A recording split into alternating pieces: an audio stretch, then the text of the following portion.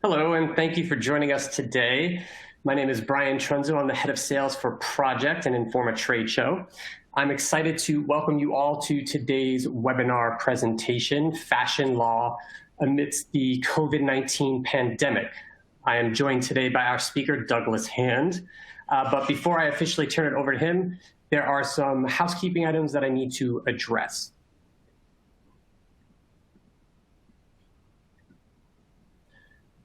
First, please note that you will be placed on mute for the duration of the presentation.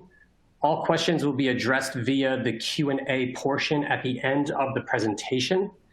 We will do our best to get to as many questions as possible in our allotted time. Second, if you experience any systems issues, please click on the help option on your registration reminder email. And finally, this presentation in its entirety will be emailed to you in the next few days, and it will also be available on fashionframeworks.com.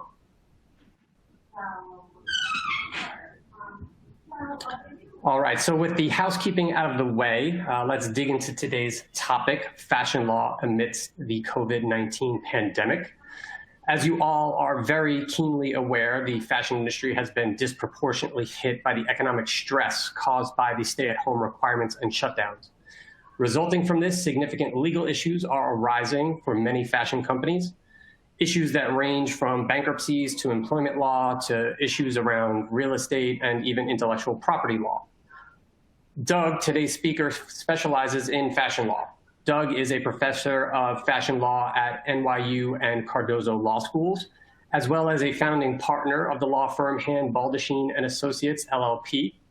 His client list includes notable names such as Stella McCartney, Everlane, Todd Snyder, and Zadig and Voltaire.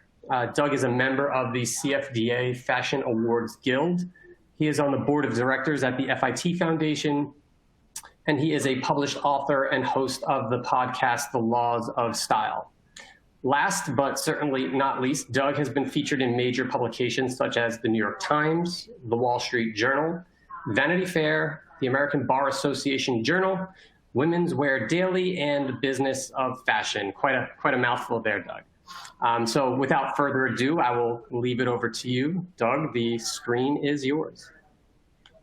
Thank you, Brian. And thanks to the whole team over there for putting this together at a difficult time. And all the listeners, thanks for joining during what I know is a phenomenally strenuous time for us all, both business-wise and personally. So I appreciate the time and attention. I am indeed a fashion lawyer, and my background to I guess not gild the lily on those bona fides, but I think it is important to know what my practice is as opposed to my teaching positions at law schools. I've been practicing for over 20 years, and I started as a corporate and mergers and acquisitions lawyer at a firm, Sherman and Sterling, where I practiced in New York and in Paris, but then left to form my firm, HBA, which focuses on the fashion lifestyle industry fairly exclusively. And that does give us a very interesting vantage point from which to see the developments that are happening during the pandemic, and hopefully some of the solutions or best practices that brands can implement to deal with this difficult time. So next slide, Brian. Thank you for being my slide boy. Great. Bad laws are the worst sort of tyranny. Sure. I mean, law, not to get too pedantic about it, but we should sort of start from first principles. It's necessary to order society. It's necessary to maintain fluid economic activity and so on. But the laws are really, by their very nature, restrictions on our activity and on certain business activity. Fashion and the law have had a fairly fraught relationship in this regard, mainly in terms of design protection, which we'll touch on, as it's not particularly COVID related, but in other areas as well. So without taking up, the entirety of this broadcast, because I do teach the course over the time period of an entire semester, let's just level set with a snapshot of how the law interacts with the fashion industry, and a little bit on the ecosystem of the law as it applies. So next slide, Brian, and I guess a couple of other pedantic notes to make. But for those who may not be aware, I mean, you only would learn it in law school. All laws relate not just to the country, federal law in which we're situated, but in most cases, state by state. And so for purposes of brands that are direct to consumer or have an online presence, and which brand today does not, really all 50 states are typically implicated in certain legal actions, because online you're touching all 50 states, if not the entire globe. Beyond the bifurcation between federal and state, there's also another bifurcation that relates to laws which are passed by our legislators, which are rules and regulations, which is distinct from what's known as common law, which is essentially when fact patterns on disputes are put in front of a court of law and the court makes a ruling. That ruling itself becomes law that can be relied upon. And so the law advances in that way. And often it is the courts that are making the interpretations of what the legislature has passed in rules and regulations. So you have a very tightly prepared chart with a lot of different legal areas that perhaps in a law school setting or in a case book are areas of law, but they are the areas that really touch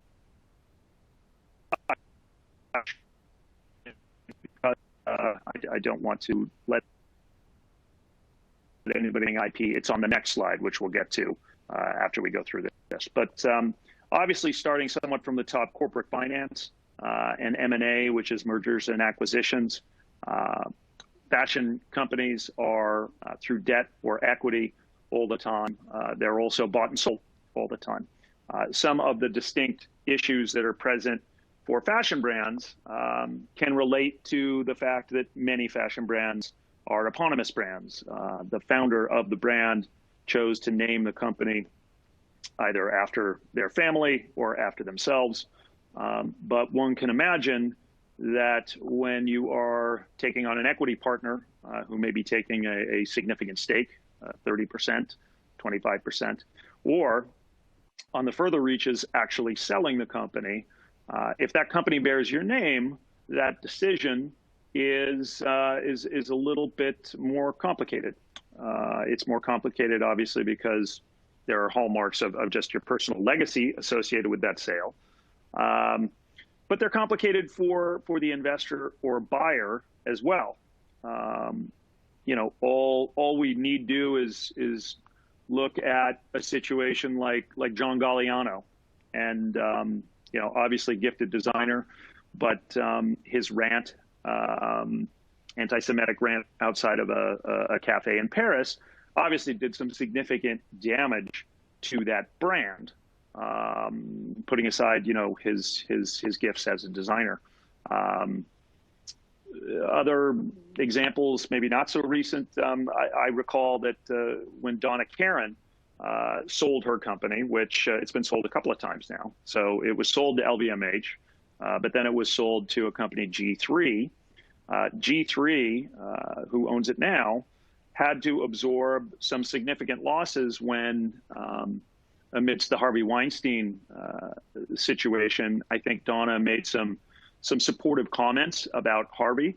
And again, with no comment on those comments, the financial impact on the brand was actually pretty severe. There were several large wholesale accounts which dropped DKNY really through not G3's actions, but through the founder's actions. So, on the investing side, it's also fraught with some concern, and that makes M&A in the fashion space, both a personal and a business project at times. Moving on to commercial sales, those are your contracts with mainly your wholesale accounts, right? Your relationship with your wholesale accounts is very important. But those commercial sales contracts can also govern your sales to customers. And in that sense, they usually live on your website in the terms and conditions of your website. Commercial sale agreements in a more traditional wholesale setting involve bad words like chargebacks. Then on somewhat the flip side, for the brand in trying to put some obligations on wholesale accounts, compliance terms and codes of conduct. This has become more important today as consumers are taking more and more of an interest over perhaps environmental claims or labor-friendly claims that brands may be making with respect to their methods, not only of production, but also sales. And the brands are well advised to have codes of conduct, which both ends of their supply chain sign up to, so that when they're making representations about how they interact with the rest of the world, they are clear that other parties they do business with are adhering to that as well. Moving on to other areas like sourcing and customs regulation. Here, as it won't surprise anybody, you have a lot of international contracts. And so while I'm a U.S. lawyer, obviously import-export involves the rest of the planet. And a lot of products are made outside of the U.S. And so classifications of goods is an important concept in this area, as well as labeling, obviously. Labeling is a highly regulated area, one that you guys all deal with. Has real implications because relabeling can cost quite a bit. Also, this area would cover duties, VAT, and other elements. Employment law is certainly something every business that employs people deals with, obviously. But in fashion, it's fairly distinct insofar as there kind of are three classes of employees for a fashion brand that has its own brick and mortar retail. Two classes if there isn't brick and mortar retail. The design group, which often, as many of you know, is comprised of a core design team, but also many contractors. The design work is rife with independent contractors because season to season, you may be using different specialization techniques that you don't need 365 days a year. And so you use contractors. The important thing, however, for every business to know when using contractors that are creating potentially intellectual property for the company is that there needs to be a written work for hire agreement with that contractor, or else the intellectual property that they create, believe it or not, actually remains with them and is not conveyed to the company. That is not the case for an employee. One of the benefits of having the employee-employer relationship is all work product from an employee automatically goes to the employer. But just important to note with respect to design employees. And then, as I imagine many on the call are, the executive ranks of brands are much like the executive ranks of a lot of companies. But as we know in the fashion industry, non-competes and non-solicitation provisions are fairly heavily negotiated in those contracts. And then last but not least, retail employees. Retail employees who, in many cases, are not with the company physically. They are at the store, and they work in shifts, and they work in different ways than most employees do, insofar as their payment may have a component of commission associated with it, which is regulated differently in each state. And overtime rules and regulations for those employees is different from state to state. So brands that have retail footprints have a lot of little small islands of potential liabilities, not only in New York, California, Florida, but potentially all over the U.S. And so that can be a very big area where the fashion lawyer works with brands. Relatedly, somewhat, moving on to what most lawyers would call real estate law, but in the fashion world, it's really leasing. Most brands do not own their offices, their showrooms, or their retail stores. And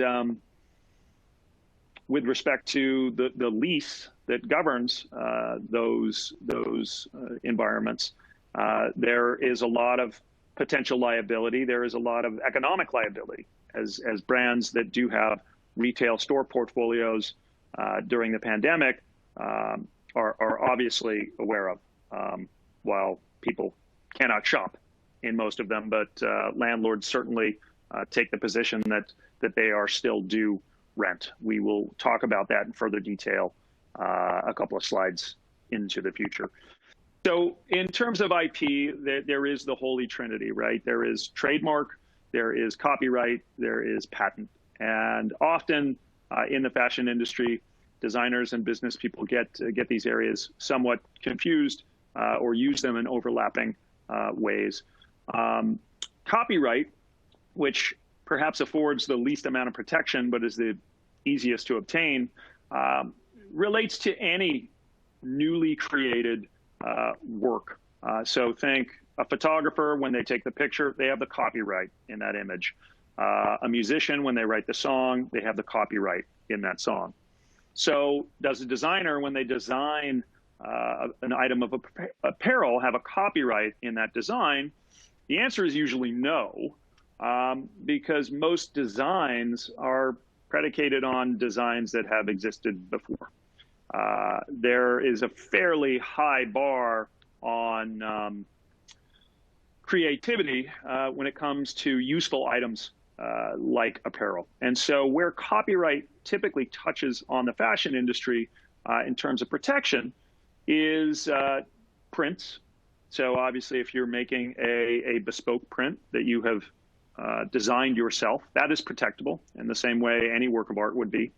Often jewelry, again, akin to a work of art, is protectable. Obviously, most brands use images, so the imagery that you do take and your media assets are protectable by copyright law. Copyright lasts from when it is created, the life of that author, and then usually for another 70 years. So it lasts a good long time, and it's relatively cheap to obtain. Trademark is by far the most prevalent form of IP protection that fashion brands make use of. That is your brand, that is your logo. That can also be your color. So think, Tiffany Robin Egg Blue is a protected trademark. The Louboutin Red Soul, as slightly mitigated by a court decision, is a protectable trademark. Also, certain design elements are also protectable as trademark or trade dress. So here, think the Adidas stripes or other, it does often come up with sneakers. Other elements that you would look at and say, oh, well, that's design. It also, because it communicates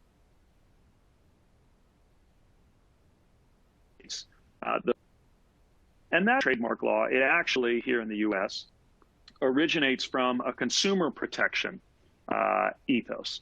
It is not there for the brand owner to necessarily consider an asset and monetize, although they do. Its roots are really in protecting consumers as to the source of goods and that they are getting authentic goods. So if I look at a Maison Kitsune sweater and see the label in there, I know I'm getting authentic Maison Kitsune goods, and I am not in any way hoodwinked. But that also allows the company to protect those rights. Trademarks can be diluted if not protected, and what that means is it's pretty simple. I mean, if Rag & Bone allowed a company Rag and Stone to exist, selling similar ready-to-wear denim apparel items, there would be some confusion in the marketplace and some dilution over the value of the Rag and Bone trademark, assuming that Rag and Stone was a cheaper, less well-constructed knockoff. And so those things need to be both monitored, and then if and when you find semi-pirates like that example, the brand is best advised to go after those people and sue them both for dilution and trademark appropriation claims. The interesting thing about trademark, before I move off of it, is that it does somewhat favor the old over the new. When you think about the fact that the trademark only really springs to life when consumers recognize it as the brand, that obviously favors a brand that's been around for decades over one that is just starting. And so that is a constant complaint of younger brands as they try to expand into different product categories. They're always up against those that have been there before with longer standing, just temporarily, just over time, longer standing rights potentially that close them out of certain markets, which is somewhat of a flaw in the U.S. industry or in the U.S. jurisdiction. Speaking of other jurisdictions, we always advise clients to register both in the United States and in China concurrently. China is what's known as a first to file jurisdiction for trademark protection. What that means is like what it means for URLs here in the US. Someone with no intention of actually using the brand name can still file for it and get a registration in China, and then simply wait for the brand owner in some other jurisdiction, in this example, the US, to need it in China, which China is a massive market. It's markets within markets. So most brands will need it. And then they just have to pay these trolls to obtain their rights. Much better to simply register right out of the gate. The US, to distinguish in terms of how registrations are obtained, you have to be using in commerce the trademark before it will register. You can file on an intent to use it in commerce, but it will not register unless and until you've proven to the US Patent and Trademark Office that you're actually using it in commerce. So obviously, as we started, the fashion industry's been disproportionately hit by the economic stress caused by stay-at-home requirements and shutdowns. I mean, there's no shopping at stores, there's no production. Loss of a season sends ripples out, impacting brands, retailers, factories, raw material suppliers. The government response has been meek. Let's face it, 8 weeks of payroll and rent protection are simply not enough to deal with the losses involved. And many brands, retailers, and factories simply won't survive. John Barbados filed for bankruptcy protection last week. True Religion filed a few months ago. And on the retail side, we are seeing more and more filings, and they're likely to accelerate. Obviously, Barney's hit the industry hard, and sales weren't great before COVID, but COVID just absolutely nailed Neiman Marcus at the worst possible time, and they have filed. J. Crew, which I realize is more a brand than a retailer, but they've been a retail partner to many, filed a couple of weeks ago. And I wouldn't be surprised if JCPenney and Macy's file before this is over. Most of these filings are what's known as a Chapter 11 filing, which is a reorganization, which is good, better for brands than what's known as a Chapter 7, which is just an outright dissolution. That's a fire sale. That's wheeling everything out to the front lawn and just selling it for scrap. A Chapter 11 is an attempt to reorganize the business and have it continue as a going concern under the theory that it's worth more as a going concern than it is for scrap. So what happens when a retailer files? Legally speaking, and I'm not kidding here, you enter into a bit of a twilight zone. The debtor, so in this case, let's just use Neiman Marcus as the example, they file to get what's known as a stay from creditors. That means creditors can't seize their assets, can't prevent them from doing business, but all of the business decisions need to be run through, at that point, a bankruptcy court and a creditor committee. But this gives the debtor the ability to accept and reject contracts, meaning accept new contracts during the filing, reject old ones that they don't want. Now, while this mainly hits retail leases, and obviously retail lease portfolios and the large monthly rental nuts that people have had to pay is one reason to file, and you can reject those leases, and those landlords are left with a claim, nothing more than a claim, and the lease goes away. It also allows retailers to reject purchase orders. And, the real question for most brands is, what do I do when I've got accounts receivable that was due before the debtor filed, and what are my rights to get payment on that accounts receivable after they have filed? The back of the envelope math is usually that pre-petition, so before the filing, AR usually pays out at about 10, 20 cents on the dollar, which is a pretty sobering number, meaning 10 to 20% of that AR amount gets paid out. Obviously, it depends on the actual amount of debt that the company has, but in a reorganization, that usually is about what gets approved. And so while it is important to file a claim for outstanding AR, and without filing that claim as a brand, you will have no standing to get anything, and 10 to 20 cents is better than zero. It is a difficult situation for many brands that they are facing. Now, what if you believe a brand is going into bankruptcy and you want to get paid even though maybe payment isn't due right now, or you know that other parties aren't getting paid? By all means, hit the phones and bang people's heads to the extent you can. But what's important to recognize is that within the bankruptcy, there's a 90-day period prior to filing where creditors, once the bankruptcy is filed, can bring preference actions. What a preference action is when the creditor believes that someone pre-petition was paid out of order, that it was a preferential payment, and that can be clawed back, and often is. So if you get paid within 90 days of the bankruptcy filing, just earmark those dollars, so to speak. I don't mean don't spend them, but I guess just be aware that you may get a preference claim made against those dollars, and they may be clawed back. And so I'm really saying budget for that potentially to happen. How can you? Well, there are a couple of other things that are at least worth mentioning. There are waterfalls in terms of who gets paid out of a bankruptcy. The first rung of that waterfall is the secured creditors. And the secured creditors, it won't surprise anybody, are essentially the banks. They have loaned the retailer money on the basis of getting a security interest in all of the retailer's assets. So that's not just the fixtures on the floor, the buildings if they own any. That is the inventory that they hold.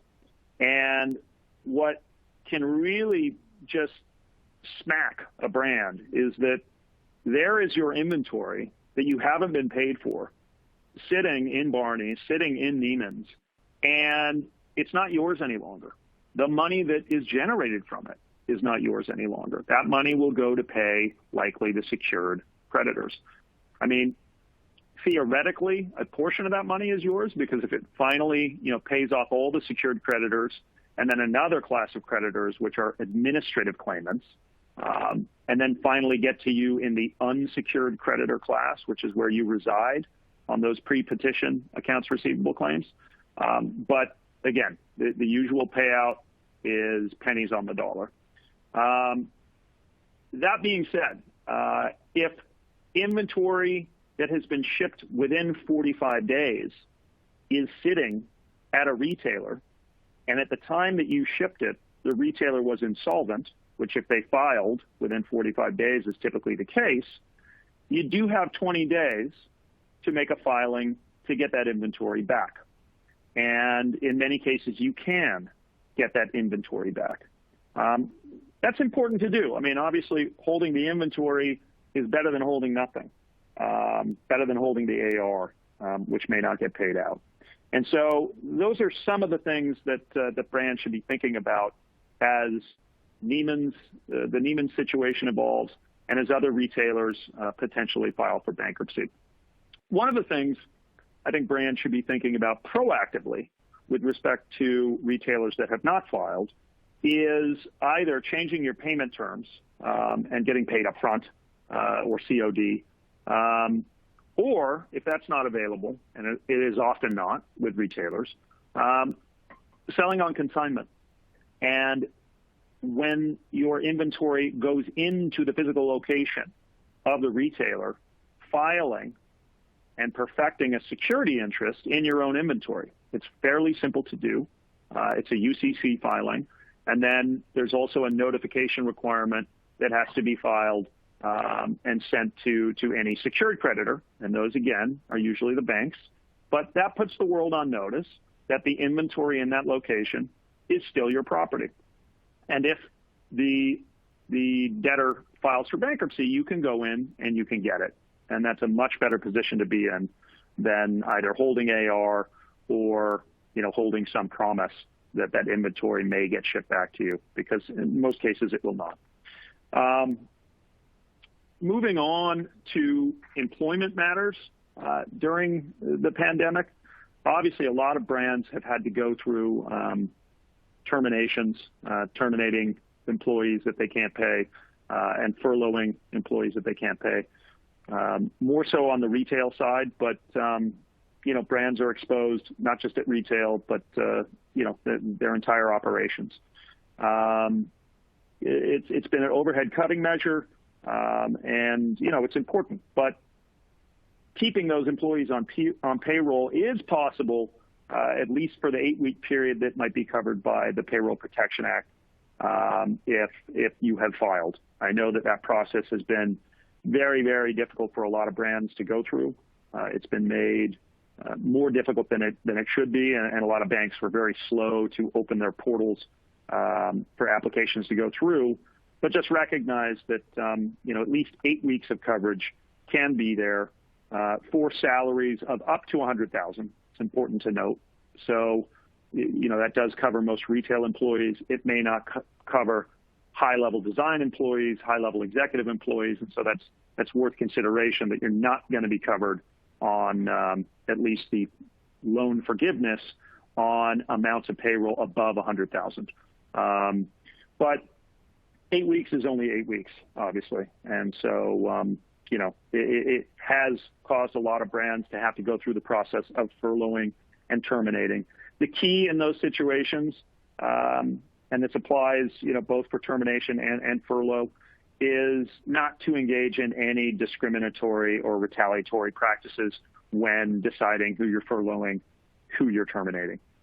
So as you would in a normal circumstance, evaluating the risk profile of any termination or furlough that isn't being done across the board. If you've got one Native American woman in a store full of white guys, you may want to just evaluate that that's a high-risk situation to furlough or terminate that particular individual. Moving on to leasehold issues, which obviously leases are another big component of overhead. And in most cases, right now you're not using the space. And so you may be asking yourself, why am I paying rent? What should I do? The answer is different for stores than it is for offices. For retail stores where the premises, may not be open to retail traffic, some brands are actually putting forth the argument that the lease can't be performed and it's therefore terminated. In some cases, that argument is based on the lease itself. There may be what's known as a force majeure clause in the lease, which permits the termination of that lease or a stoppage of paying rent when those force majeure events are occurring. Those often cover pandemics. They don't always. So reviewing the force majeure clause is important. However, many leases don't have a force majeure clause. So absent that, some tenants are relying on a somewhat arcane and rarely tested legal theory called frustration of contract. This is when, because of no fault on either side, either party to the contract, there is an event that has happened that really just negates the purpose of the contract. And when you think about it, at least with respect to a retail store, that's a pretty good argument. You know, if the mall in which your store sits is closed and not open for business, it's pretty good grounds to say to Simon or Resnick or, related, I'm not paying my rent because I can't use the space.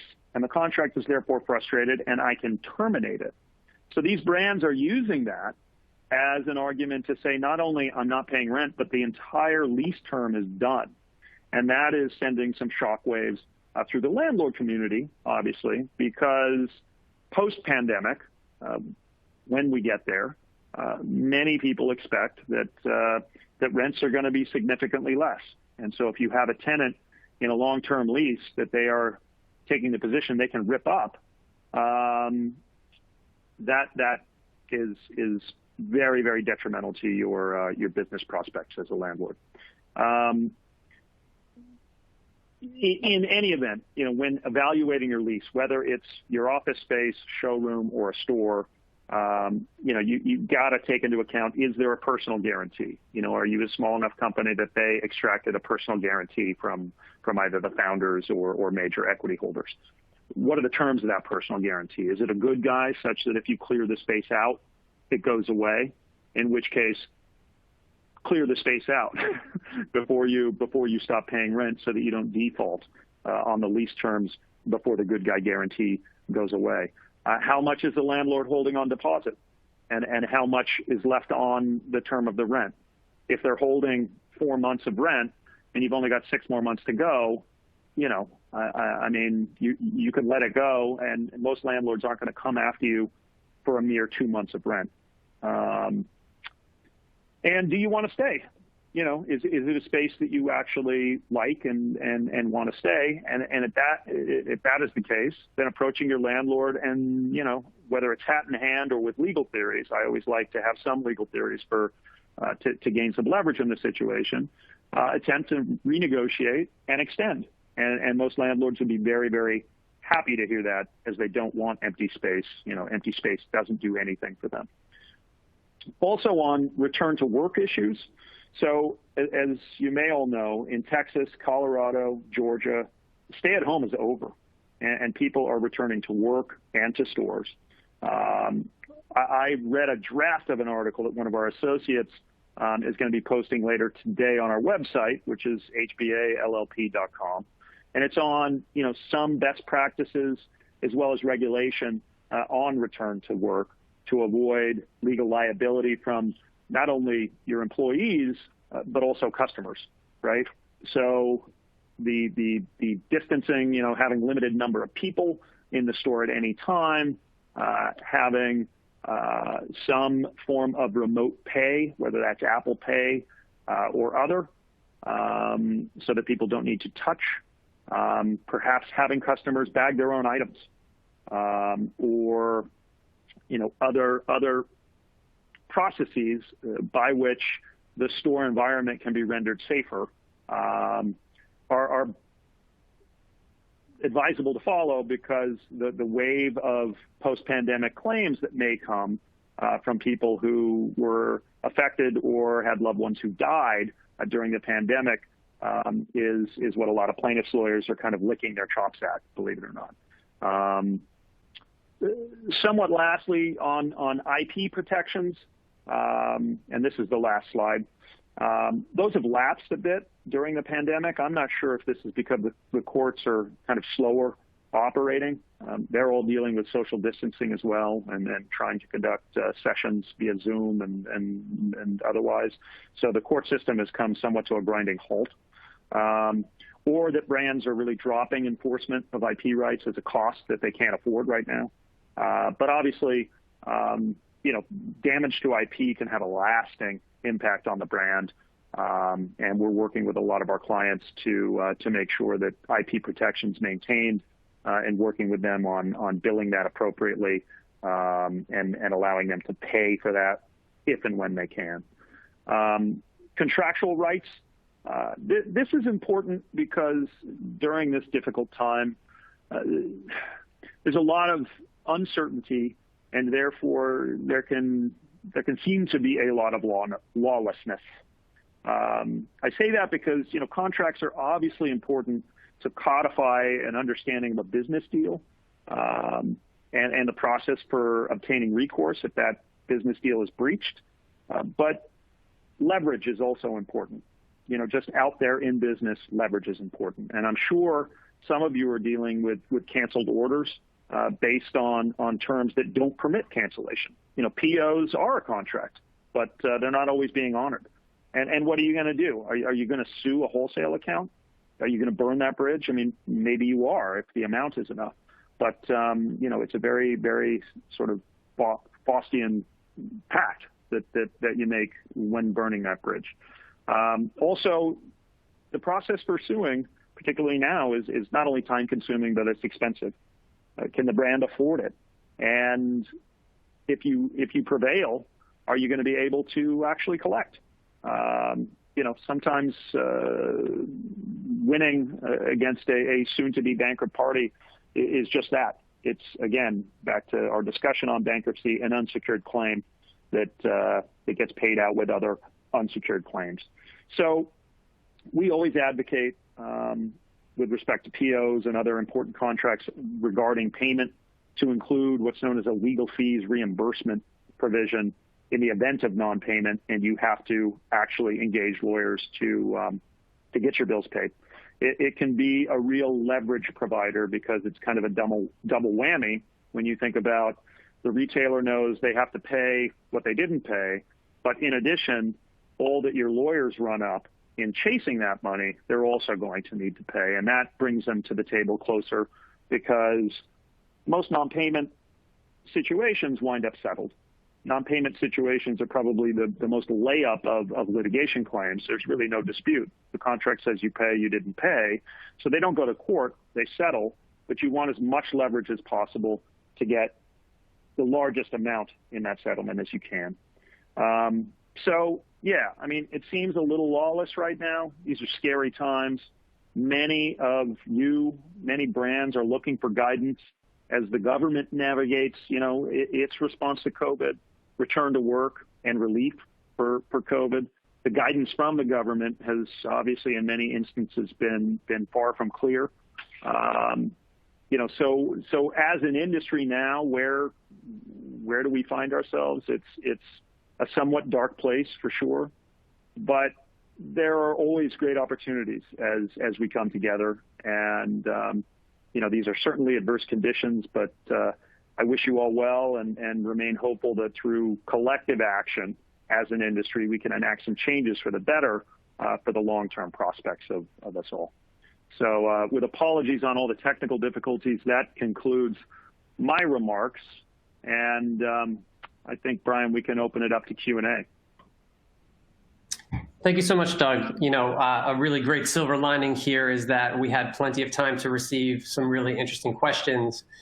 And we're seeing a wide smattering of questions. I think it's representative of just how multidisciplinary fashion law actually is. So I'll do my best to lump some together as I make my way through the document of the questions that came through.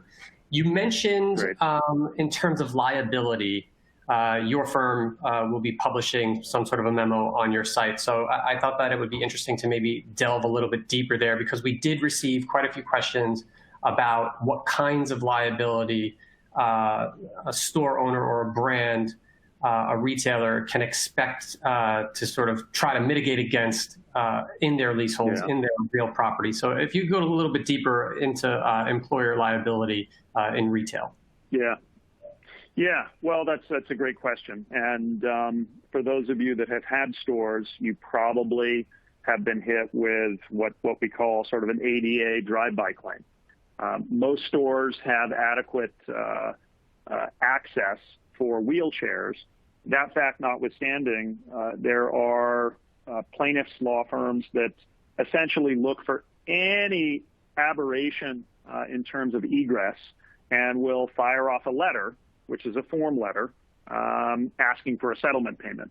You probably have also been hit with the ADA claim that relates to those that are sight impaired, not having appropriate access to your e-com site, and asking a bunch of questions about your IT, and ultimately resulting in those plaintiffs' firms asking for a settlement amount, and that devolving into a back and forth over what the appropriate amount to settle is, to avoid the hassle of an ADA litigation. It's hard for me to, look, a lot of these regulations, and we haven't yet seen the COVID regulations come out. So this is really just almost prognosticating from, what exists out there and what brands have been up against. Plaintiffs' lawyers, and I sit here as a lawyer, but not as a plaintiff's lawyer, what they do is look for regulations that have any indicia of perhaps not being performed wholly, and extracting a settlement from defendants. And they come in waves because there is efficiency for those plaintiffs' law firms to, like I said, come up with the form letter, which lays out the perceived infraction, and develop sort of what they think fair is perhaps the wrong word, but an appropriate amount of settlement is going to be for the littlest amount of work. Recognize that these lawyers would have to go the full length to sue the brand and be victorious, and that's a lot of work for them. They take these cases on contingency, and they get a portion of the damage award. So their incentive is to get settlements quickly, and spend the least amount of time in doing so. So what do we think will come out of the COVID situation? Well, it's going to radically transform the way in which stores have to operate, right? I mean, unless there is some silver bullet cure, social distancing is going to be with us for a while. And that is a very, very difficult thing to really control in a store environment. And so what I see coming down the pipe is, unless you can somehow prove that everybody was 6 feet apart, if somebody comes out of your store location and was sick and incurred some damage, that is an opportunity for a plaintiff's lawyer to write that letter and extract that settlement. Now, if you just got sick and you didn't die, I mean, what are the damages? Maybe not so much, but God forbid, actually somebody died, right? And what are the damages? They could be significant. Often your insurance policy will cover these claims. That's important to look at and know. But as you reevaluate, what your insurance is, I can assure you that these cases will come, and that you want to make sure that you are covered in the context of potential COVID exposure. So that also sort of, in the context of those claims, following best practices is important. What are best practices right now in terms of store environments? We don't really know yet, right? I would think having some sort of a barrier between, where the register is, a see-through barrier, but, kind of like a gas station in a sketchy neighborhood, but doesn't need to be as thick. Having everyone appropriately masked, obviously. And like I said, the appropriate social distancing. That is to insulate you both from customer claims as well as employee claims, because your employees could also get sick and similarly bring a claim. So you've got two camps of potential litigants, and it starts to make you wonder in this environment, is it worth opening a store with that potential liability? I'm hopeful that the way courts will rule will be to ensure that, yes, it is still worth it to open a store, but that's going to be, on a case-by-case basis. And, these are the types of steps that I think all brands should be following. And as they develop, we're committed to trying to get that information out there so that people know what best practices are in this regard. Thank you, Doug. There are a few questions coming in related to bankruptcy, and I think that's unsurprising as, it's a time of restructuring, unfortunately, and we're seeing a lot of large retailers and large brands, but also small retailers and small brands go through the restructuring process. And there's a little bit of confusion in the questions coming through between secured and unsecured creditors' claims. What happens to an invoice that was sent before the filing of a bankruptcy? What the process is after the filing of a bankruptcy. So I know you touched on this earlier in the general portion of your presentation, but if you could go a little bit deeper, because we're getting quite a bit of inquiries around this. Got it. Well, so an invoice that goes out before the bankruptcy filing is what is called a pre-petition claim. That invoice stands a very low probability once the filing is made, of being paid. That is because it is on an unsecured status relative to two other tiers, so to speak, of creditors. The top tier are the secured creditors. Those are the banks. Those are the groups that, in the context of Neiman's, are owed hundreds of millions of dollars. They have secured that debt obligation with a perfected UCC filing against all of the assets of the debtor, in this case of Neiman's. The next class, so below that class, meaning that class gets paid back 100% before the next class gets paid, are the administrative claims. However, the administrative claims really kind of take on a different flavor because they need to be paid timely. Administrative claims are claims related to keeping the operation going. So think about your employees, the Neiman's employees, the Neiman's utility bill. Post-petition, the Neiman's accounts receivable that relates to brands. Those are all things that Neiman's needs to operate during the bankruptcy. So they're on an elevated level and they need to be paid timely, because if they're not paid, no one's going to show up to work.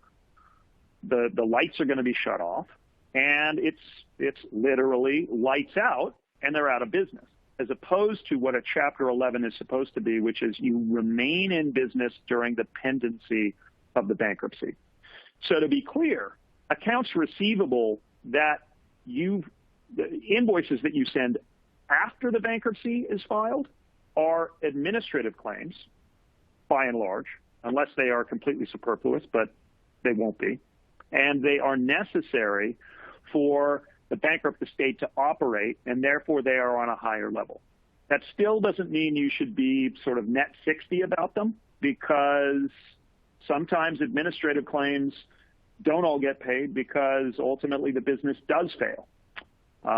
Sometimes they don't get paid because there is a sale process that's gone through which pays out all secured creditors, but at the time of the closing of the sale, there's still some administrative claims which don't get paid. And within the administrative claim class, there are tiers, and usually employees fall at the very top of that tier in terms of being paid back. So we still advocate on post-petition invoices that you send out, that if you can change the terms or if you can negotiate terms before shipping, that you do that so that you're paid very, very timely. I hope that helps provide some detail, Brian. That was very thorough. Thank you.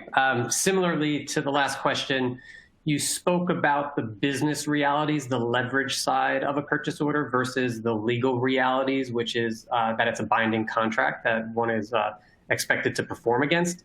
But we're receiving a few questions on that as well. So I thought this was a robust area that you could delve into a little bit deeper and add a little bit more clarity to that if you would like to take that question. Yeah, I mean, suing to enforce contractual rights is, like I said, time-consuming and expensive. And in my experience, most brands don't have that kind of magic legal fees reimbursement language. So most both retailers and this can also be on the flip side, right? Your production partners. If they're owed money and that amount of money is under, again, in my experience, $60,000 to $100,000, they may just stiff you on it because they know you're going to spend more in legal fees to get it than it costs. In other words, you'd be upside down on that, and you're taking the risk that, God forbid, you lose or they go bankrupt themselves and never pay you.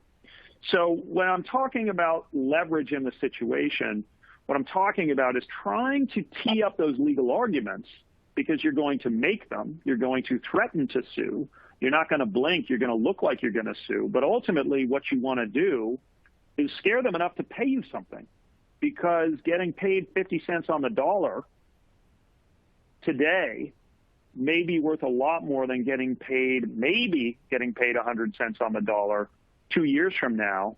But then when you subtract your legal fees, you ultimately got 42 cents on the dollar. So it's about looking like you're, really going to get in the ring and fight, but ultimately planning all of your arguments so that you create a massive disincentive for the party that owes you money to not pay you. Thank you. Here's a big, vague one. I don't know if you've given this any thought, but I would love to hear if you have an answer for it. One specific question came in asking if you thought that Congress would bail out the fashion industry, however you would define that, manufacturers, brands, retailers, like they did with the airlines. So again, I don't know if you've given this much thought. It's a pretty specific question, but it's a big one. So yeah.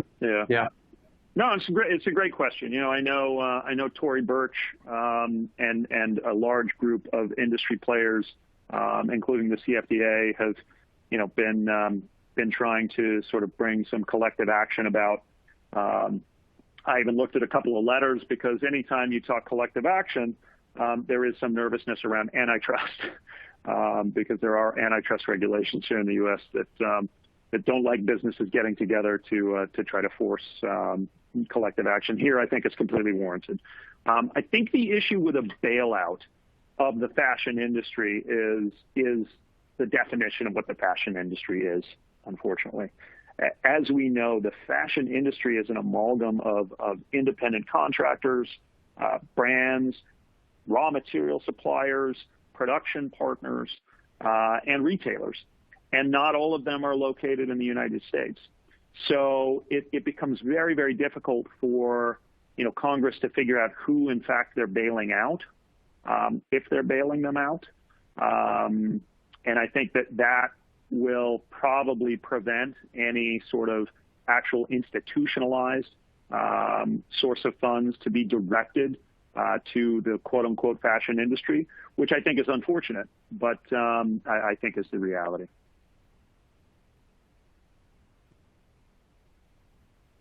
Thank you very much. Have a few questions that came in regarding insurance. So to just summarize them, what are you seeing in the insurance arena? What sorts of risk and loss are you seeing that's being covered? What's not being covered? What can we expect from the insurance companies? Right. Well, not surprisingly, they've sort of circled wagons, because the potential for liability here could be pretty massive, obviously. Business interruption insurance is kind of what people would be looking at right now, and the critical language there is whether the business interruption is caused by either a pandemic, sometimes it's specifically listed, or government mandated shutdown. And so a lot of policies do get triggered by the government mandated shutdown component. It's fairly compelling. Hey, we were shut down. We couldn't conduct business. The problem, or the counter argument that an insurance company might provide is, well, wait a minute, I'm looking at your sales. You were conducting business. You had online sales. Your warehouses were not shut down, because as you all probably know, warehouses and fulfillment and shipping are considered essential services, and they were not shut down. So that right now is kind of the insurance company stance, at least with respect to the clients that we've looked at it for. And obviously the client deals with the insurance company directly, but that's what we're hearing the insurance companies are saying. That may tee up, some lawsuits, but we shall see. And it is important to look at your policy if you do have business interruption insurance and see if it hits on one or the other of those triggers I mentioned. Have some really interesting questions around employment law specific to furloughs, a few of those. So to summarize one question about furloughs, is there a time limit, maybe a matter of months, on how long a company can keep an employee furloughed, or is it different for each company? It's different in each state, but usually it's a surprisingly long period of time. I can't recall New York off the top of my head, but it's I think more 180 days than 18 days. Furloughs can take long periods of time because sometimes furloughs are related to very, very different circumstances, like someone going on military leave or other situations that last hopefully a lot longer than this will last. On the opposite side of the equation of employment law, there's a very specific question that came through from an employee who has said that his or her employer has made him or her take time off starting now, and that the employer told them that they will not pay them out for the days that they do not use. They were also told that they will not approve time off moving forward until mid-November. This person is scared, I guess, that he or she will lose many days that they have earned as the work year extends through the summer, of course. So they're just generally interested in knowing if the employer is allowed to do this and what sort of advice you would give to someone in this position. Well, obviously not providing specific legal advice here, speaking more in generalities, but and recognizing that it's a state-by-state analysis. But it, in most states, is not permissible for an employer to mandate when you are taking vacation time or demand that you use it while you're being furloughed, or effectively while you would have been furloughed. So I would encourage that person to seek counsel, and see what that counsel says about the prospects of them bringing a claim. There are some general questions here that are not related to COVID that are interesting, and I think you can provide some really great commentary on. So we're going to move into a wider arena here. A few questions about, sorry, I'm just reading through these questions. Trademark, intellectual property, one specific to China, asking what the process is of having protection on intellectual property in China. So if you want to speak on intellectual property a little bit more generally, or about acquiring a trademark in China specifically, there's quite a bit of activity and questions around this. So, Gotcha. Well, maybe I didn't deep dive into the registration process here in the U.S. It should be noted that, as I said, in the U.S., to obtain a registration, you have to actually be using the mark in commerce. That means actively selling with the brand name on the product, whether that's a hang tag or sewn in, et cetera. Until you can show that, you can have an application, which is pending, but it will never molt into a full-blown registration. As I said, that's distinguished from the Chinese system, which is a first-to-file jurisdiction, where you can just come up with any name you want to, file, say, I intend to use this on clothes, and you will get a registration, even if you never use it on clothes. Oddly, Cuba is also a jurisdiction like that. There aren't many of them, believe it or not. But it's also important to note that the product categories covered by a trademark registration are limited. So while Class 25 is probably what most of the people listening sell in, which covers all apparel and footwear, essentially, accessories are a different category, and depending upon what the accessories are made of, can be multiple categories. They're typically Class 18. Eyewear is a different category. Cosmetics, perfume, all different categories. So back to like a Vera Wang, who sells in multiple categories. She has a trademark portfolio which has registrations in multiple product categories, and they all had to be obtained separately. So for larger brands, it can get pretty expensive to maintain these trademark portfolios, because think about it, you've maybe got 8 different product categories, and then you're not just going to register in the U.S. You're going to register maybe in 20 other countries. Boom, you're up to 160 registrations. So it can be both, administratively burdensome to maintain all of those because they come up for renewals periodically, as well as monitor them. But that's what big brands do, because the trademark is, let's face it, the crown jewel asset of your company. Your inventory comes and goes, right? Your inventory, you probably ruin your inventory right now. Inventory is worth a lot until it's not, and it's out of fashion. But ultimately, your brand name, which is the ability to sell inventory now and on into the future, is what accrues in value, and therefore protecting it, very, very important. So yeah, jurisdictions that are typical to obtain protection in are certainly North America, portions of South America, most of Europe, and Europe does have a system where you can file a complete EU filing. There's also a system called the Madrid Protocol, which has many countries that have signed on to it. So it's kind of a check the box type form that is filled out, but that doesn't mean you're not paying the fees in particular jurisdictions. So it can get expensive, but it's money well spent long term. It's a really interesting question that is definitely general in nature, but I think it's applicable to what people are going through right now, in that there are a lot of people who are furloughed and laid off.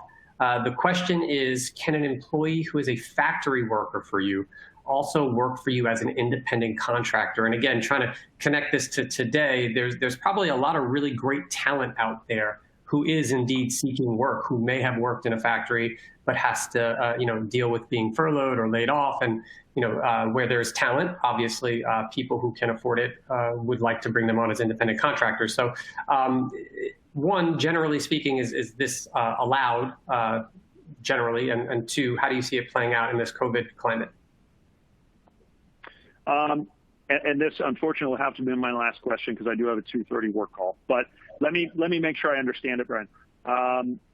It's hiring from someone that works at a factory as an employee, hiring a brand wants to hire them as an independent contractor? That's correct. Obviously, it's very fact specific, okay, whether they're competing or what, there's probably a lot that goes into it. Yeah. In a lot of ways, it's just gonna be a determination of whether or not there's a non-compete on that employee.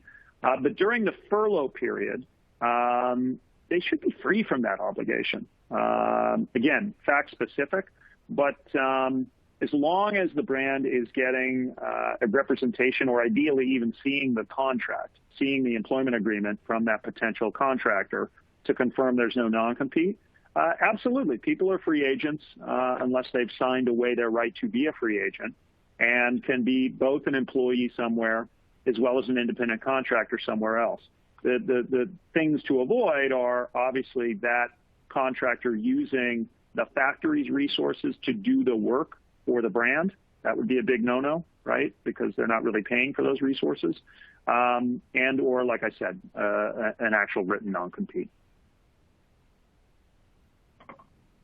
Well, Doug, you finished with 5 minutes to spare for your business call that you have. I want to thank you for your participation. This was incredibly helpful. I want to thank our audience for dealing with some of the technical difficulties that we had, and for the very engaging and interesting questions that they provided. If anyone in the audience would like to connect with Doug, his information is up on the screen here. You could, of course, tune into his podcast, The Laws of Style. And as I mentioned, Doug, when you were off the phone, if you're still there, that your book is available for Father's Day, June 21st. Let's not forget Father's Day. So yes, Doug, thank you for joining us. This marks the conclusion of our webinar. Be on the lookout for future digital segments as part of our Right Now series. And don't forget to tune into the next Fashion Frameworks webinar on May 19th. You can check it out on our content site at fashionframeworks.com. So thank you to everyone again. It was a pleasure, and I look forward to seeing you again in one of these digital webinars. Thanks, Brian. Thanks, everybody.